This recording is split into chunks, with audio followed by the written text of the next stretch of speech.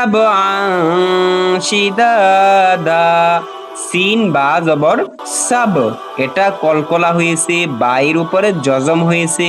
কোফ ত বা জিম দাল, এই পাঁচটি হরফের উপর জজম হলে উক্ত হরফকে ধাক্কা দিয়ে প্রতিধ্বনি করে পাল্টা আওয়াজ করে পড়তে হয়।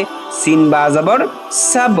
আইন আলিফ দুই জবর আন হওয়ার কথা, কিন্তু তানবিনের পরে শিন আসার কারণে উক্ত তানবিনকে নাকের সাথে বাজিয়ে পড়তে হবে। আইন আলিফ দুই জবর আং। সাবআং। শিন জের শি, দাল আলিফ জবর দা, শিদা। দাল আলিফ দুই জবর দান, শিদাদান।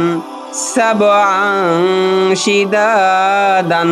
ওয়াকফ করিলে এক জবরকে বাদ দিয়ে আরেক জবরকে লম্বা করে পড়তে হবে। وبنينا فوقكم سبعا شدادا।